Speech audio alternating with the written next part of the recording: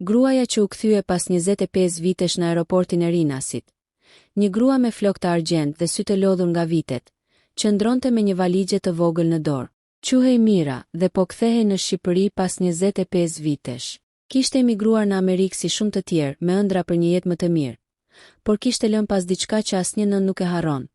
Djalin e saj, Ardin, vetëm 2 vjeç atëherë në një jetimore të vogël në Tiranë. Në çdo hap që hite nëpër terminal, zemra i dridhej si fletë. Pyetja që e kishte djegur për vite me radhë i kumboi sërish në kokë. A do ta më fal ai? A do më quaj më nën? Kishte ardhur koha të përballej me të kaluarën. Një letër e befasishme që e kishte marrë para pak muajsh nga një mik i vjetër. I kishte treguar se djali i saj ishte gjallë, se jetonte ende në Shqipëri, dhe se kishte refuzuar ta takonte më parë. Por këtë herë ajo kishte ardhur pa paralajmërim, për të parë në sy atë që kishte humbur. Pjesa 1 Braktisjaviti ishte 1999. Shqipëria ishte e mbushur me ankth, pasiguri dhe varfëri. Mira, një vajzë 24 vjeçare atëherë, punonte në një rrobaqepsi të vjetër në qendër të Tiranës. Burri i saj, Arjani, kishte vdekur nga një aksident në ndërtim vetëm pak muaj pas lindjes së djalit të tyre.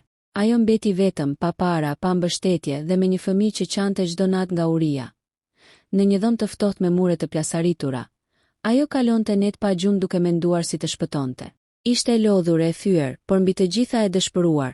Një mbrëmje, ndërsa po qepte një fustan të vjetër për të marrë disa lekë, në derë trokiti një grua që i ofroi një rrugdalje.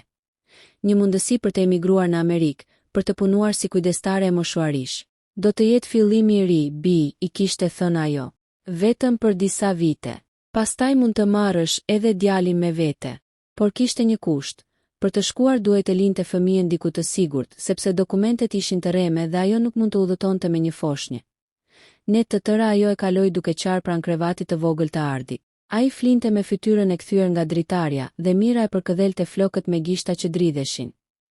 Do të kthehem shpejt, engjëllim, përshpëriti ajo një natë. Do të kthehem me lodra, me shtëpi të madhe dhe me dashuri më të madhe. Vetëm pak durim, por jeta nuk e fali. Të nesërmen, me një shall të hollë që i mbulonte fytyrën nga turpi, ajo u drejtua drejt jetimores së vogël në rrugën Kongresi i Lushnjës. E mbante djalin në krah, ndërsa i përpiqej të kapte flokët e saj dhe qeshte pa e ditur se po ndahej përjetësisht. Kur drejtoresha i mori djalin, ai nisi të qante, duke i zgjatur duart nënës së tij. Mira u kthye një herë me sytë e mbushur me lot, por nuk pati fuqi të shihte më. Ajo iku duke dëgjuar nga pas zërin e vogël që thëriste.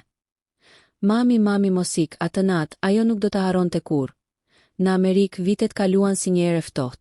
Mira punoi fort, ndëronte shtëpi, kujdesej për të moshuar që nuk e njihnin, qante në heshtje çdo Krishtlindje. Kishte dërguar letra, dhurata, por asnjë përgjigje nuk kishte ardhur. Në një moment, ajo kuptoi se ishte bërë huaj për djalin e saj. Dhe kjo ishte dënimi më i rëndë që jeta mund t'i jepte një nën. Pas 25 vitesh, ajo po kthehej për të parë nëse ende kishte diçka për të shpëtuar, ose nëse gjithçka kishte humbur përgjithmonë. Era e ftohtë e nëntorit e përplaste në fytyrë ndërsa Mira dilte nga aeroporti.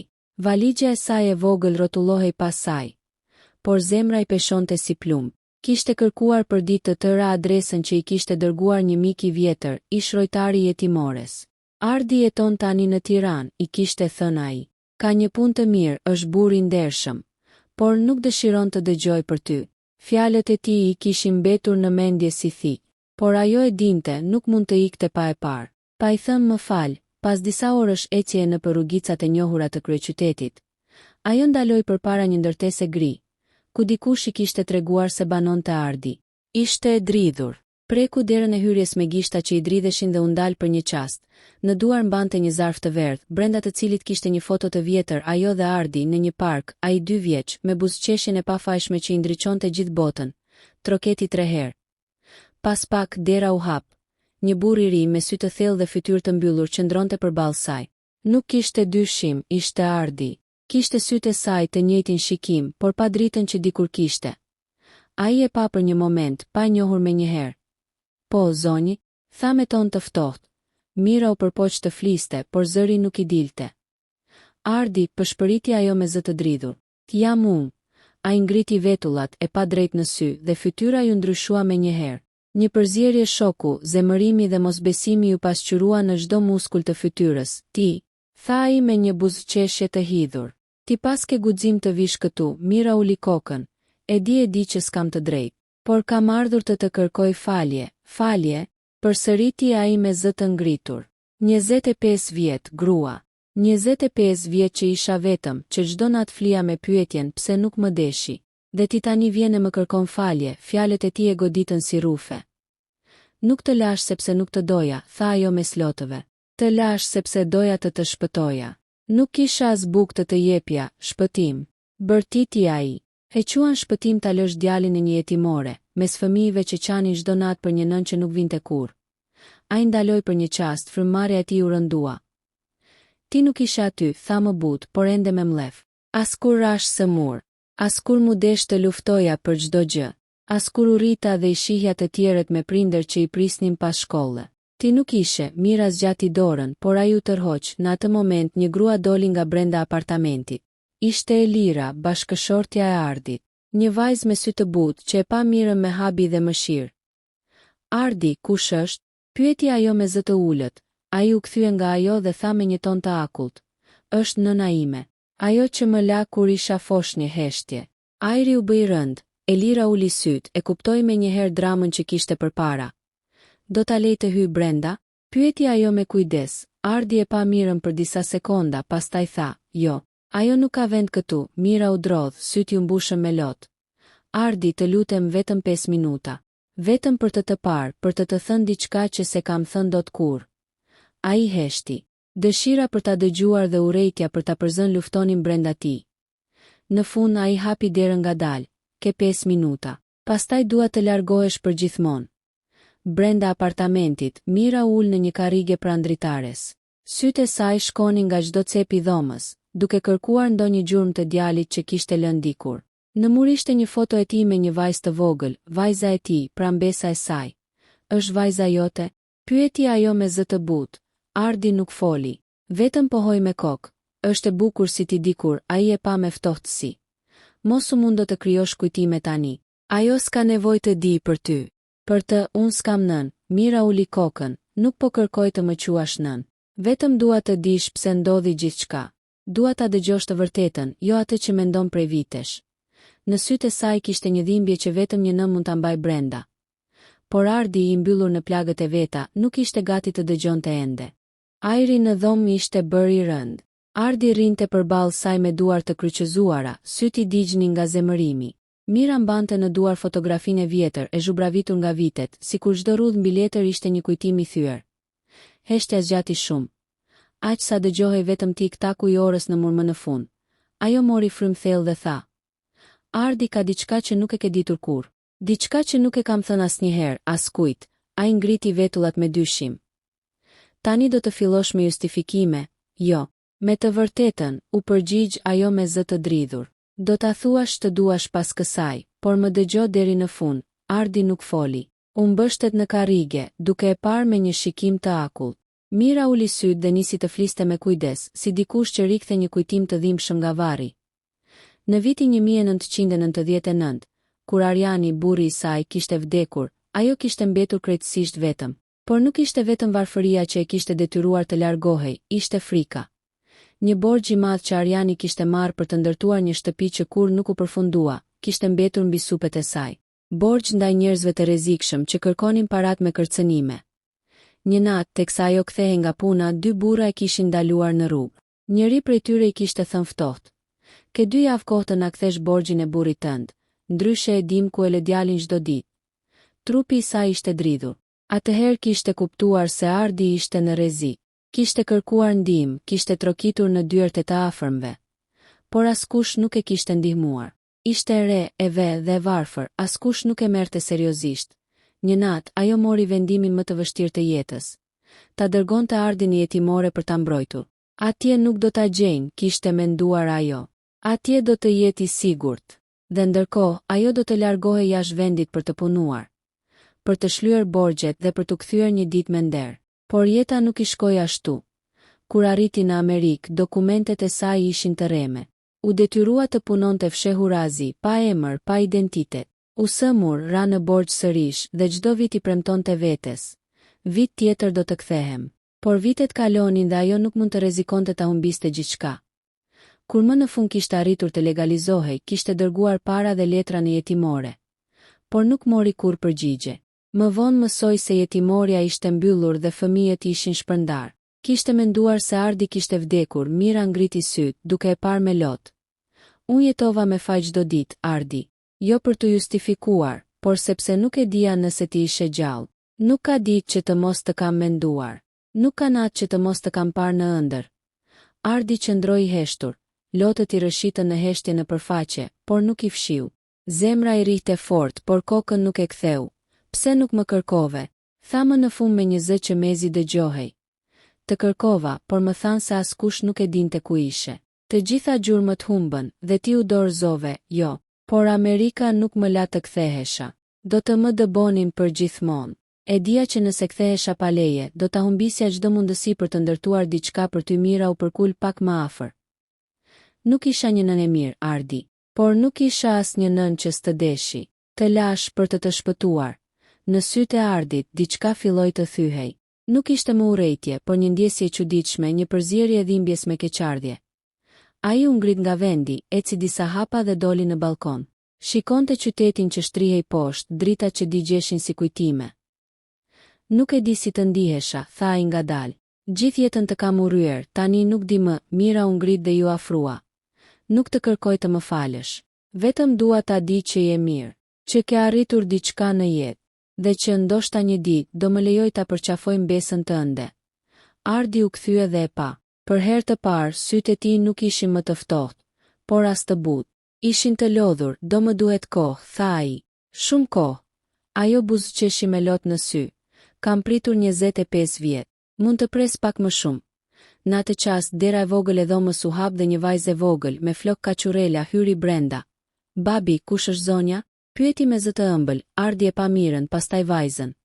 Është një mike e vjetër e babit, tha ai. Vogëlushja ju afrua dhe Mira u përkul me zemrën që i rrihte fort. Si quhesh e bukura ime? Amelia, tha ajo me buzëqeshje. Në atë çast Mira ndjeu diçka që se kishte ndjer prej vitesh, shpresën. Në sytë e vogëlushjes pa fytyrën e Ardit të vogël, atë djalë që dikur e kishte lënë me lot në sy. Pas atij takimi të parë, Mira nuk priste asgjë. U largua nga apartamenti me shpirtin në copza, por me një grim shprese që nuk e kishte ndjer prej 25 vitesh. Ardi se kishte falur, por të paktën e kishte dëgjuar.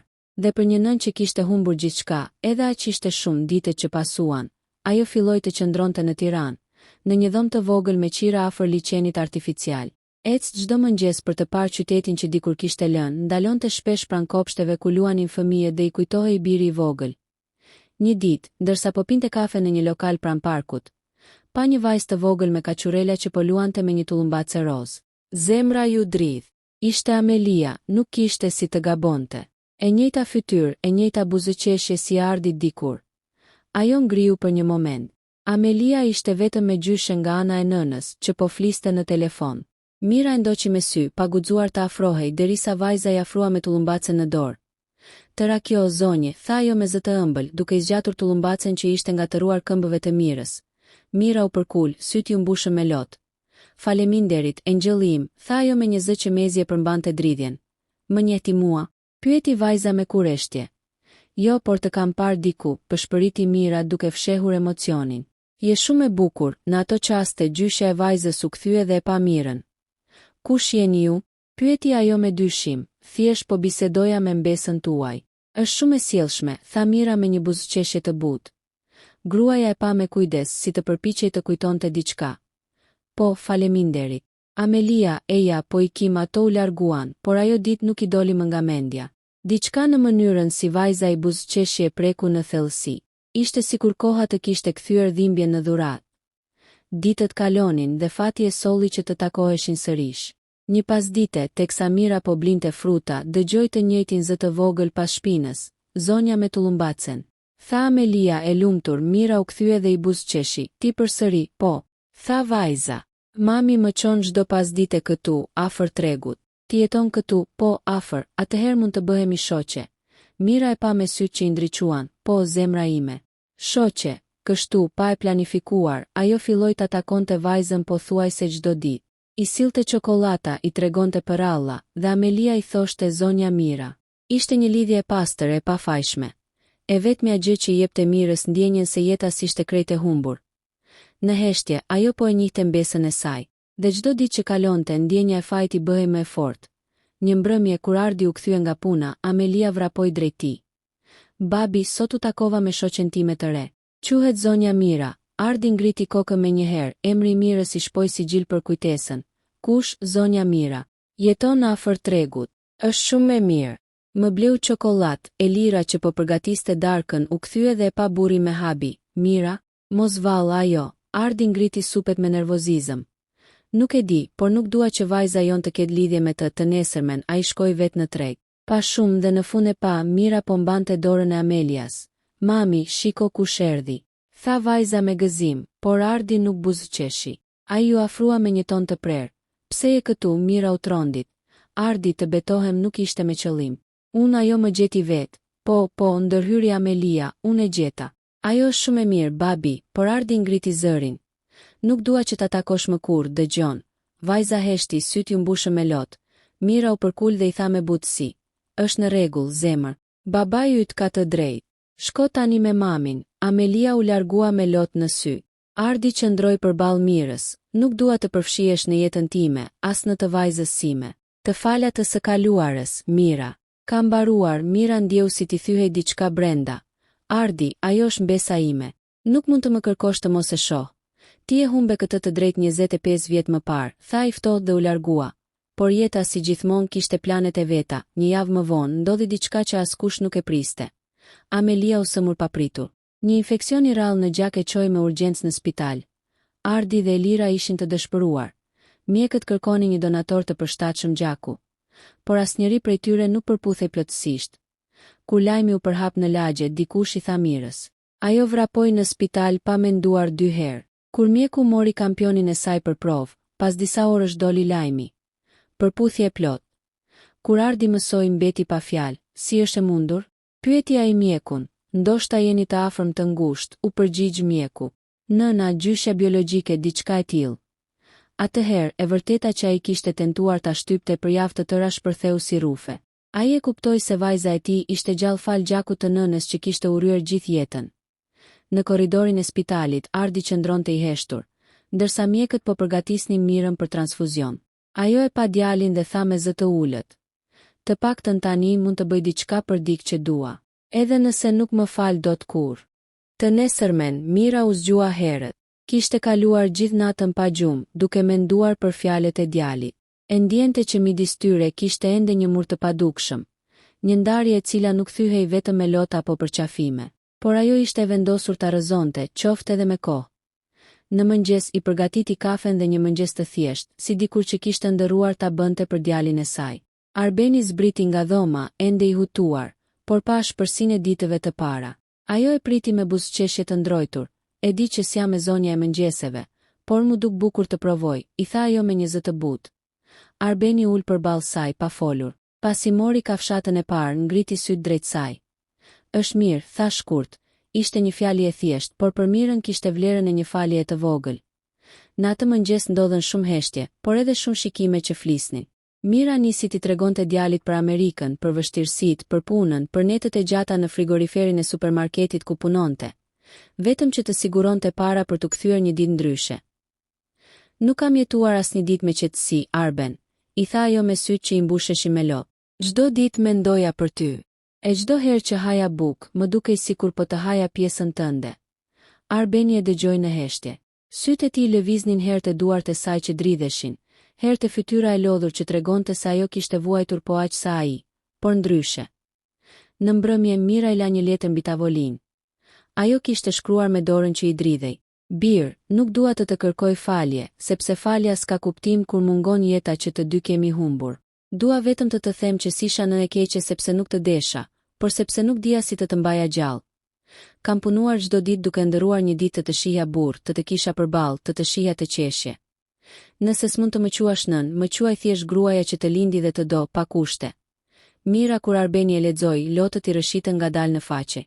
E kishte mbajtur gjatë natin, urrejtjen, boshllëkun, por letra e çau një vend të butë në shpirt. E kuptoi se ajo nuk e kishte braktisur për ego, por për mbijetesë. Atë natë trokiti në derën e saj. Mira e lodhur nga mendimet, u ngrit me frikë. Po, Arben ai nuk foli. Thjesht I hapi krahët. Për herë të parë pas 25 vitesh, nënë e biru përqafuan si nëna dhe biri që s'kishin qenë dot. Ajo u mbështet në supin e tij dhe përshpëriti me slotësh. Tani mund të vdesë qetë. Ai e shtrëngoi më fort. Jo tani do të fillojmë të jetojmë, mam. Pas asaj nate përqafimi, shtëpia ku më parë mbretëronte heshtja, mori frymë ndryshe. Muret sikur u çliruan nga trishtimi, dhe era që hynte nga dritarja sillte një paqe të re. Mira dhe Arbeni nuk flisnin shumë, por tashmë fjalët nuk ishin të domosdoshme. Ajo gatuante, ai ndihmonte në heshtje. Ajo qepte një këmishë të vjetër të tij, ai rinte pranë e vështronte me mall. Një mëngjes Arbeni I tha, do të dal pak sot. Kam disa punë për të bërë, Mira buzëqeshi. Mirë, birë, mos vono shumë. Ajo nuk dinte se çfarë kishte ndërmend, por ndjeu se në sytë e tij kishte një shkëlqim që se kishte parë më parë. Një dritë ngrohtë që fliste për paqe, për rikthim, për ndjenjen e të pasurit diksërish. Pas dite, dera u hap me zhurmë dhe Arbeni hyri, duke mbajtur në dorë një zarf dhe një lule të vogël. Kam diçka për ty, I tha Mira ngriti kokën e habitur. Çfarë është kjo? Një dhuratë. Por mos u tremb, nuk është shumë e madhe. Ajo hapi zarfin. Brenda kishte një letër të shtypur bukur, dhe poshtë një bilet avioni. Mira nisi ta lexonte me duar që I dridheshin. Mam, të gjithë këto vite ke jetuar me fajin që më le. Por unë dua që tani ta harrosh. Dua të vish me mua, të shohim bashk vendin ku ti luftove për të mbjetuar. Dua të njoh Amerikën me sytë e tu, jo me rrëfimet e një gruaje që iku e vetme, por me nënën që tani dua ta kem pranë. Këtë herë, nuk do jemi më të ndarë. Arbeni. Mira e mbuloi fytyrën me duar, duke qarë në heshtje. Bir, kjo është shumë, unë nuk. Arbeni ju afrua dhe ja vendosi dorën mbi shpatull. Nuk dua më, nuk mundem. Dua të jetosh për veten tënde. Për herë të parë. Në ditët që pasuan, ata përgatitën udhëtimin. Mira nuk e besonte që pas 25 vitesh do kthehej në tokën ku kishte punuar. Por këtë herë jo si emigrante, por si nën që po rilinte pranë djalit të saj. Në aeroport kur dolën nga porta, era e ftohtë e New Yorkut I përplasi në fytyrë, por asnjëri nuk u ndal. Arbeni ja kapi dorën nënës dhe ecën përpara. Më trego ku ke punuar dikur, I tha Mira qeshi me lot në sy. Aty në rrugën ku dikur fshihesha që të mos më shihnin, tani do kaloj dorë për dorë me djalin tim. Ajo ndjeu se çdo plagë e shpirtit po shërohej pak nga pak. Në fund kuptoi se dashuria e një nëne nuk humbet kurrë. Mund të mbyllet diku thellë, por pret vetëm një moment për të ringjallur. Në mbrëmje, teksa qëndronin në një lokal të vogël përballë dritave të qytetit, Arbeni e pa nënën dhe I tha but. Më vjen keq për vitet që humbëm. Ajo ja kapi dorën dhe buzëqeshi. Mos harro, biri im, dashuria nuk matet me vite, por me momente që I japim njëri tjetri. Dhe ky është momenti ynë.